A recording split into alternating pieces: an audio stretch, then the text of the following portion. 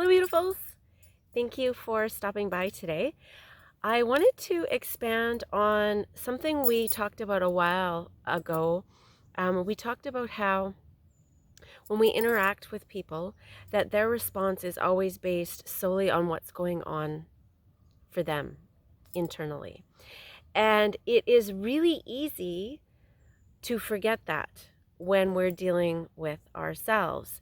And what I mean by that is, in interacting with others, it's very easy to say, oh, well, how they're responding, how they're reacting is all about them and not about me. We have to remember that all of our actions, our reactions, and responses are based on what's going for us internally. And I was privy to a wonderful conversation this week that facilitated this video because we were talking about how an individual was saying they were doing something solely for the purpose of somebody else. And we took some time to explore that and how recalling that everything we do is based on us. We are hardwired to survive, to be safe, and to feel secure. And so everything that we do is based on that hardwiring. And in so much as knowing that, we also know that it comes around conditioning, right? Because we've been conditioned to think that certain things are safe and that certain things are acceptable. And we respond and react out of those ways.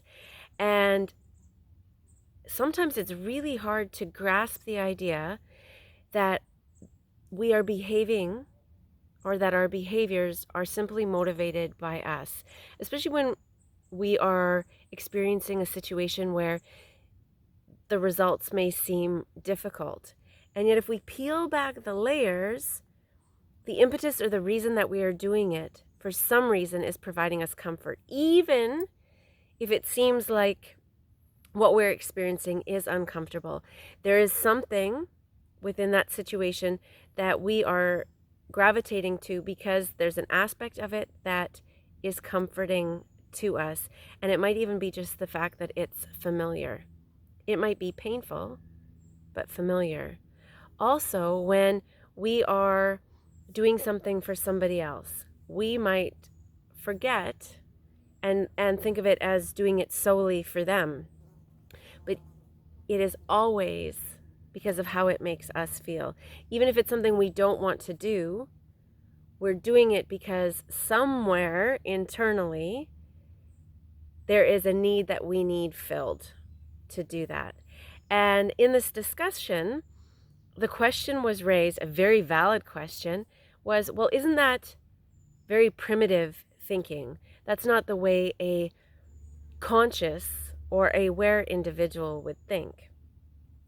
And as we explored that question, we came up with the idea that if we are fully conscious, if we are aware and awake, we still have that same programming to take care of ourselves and to operate from that place.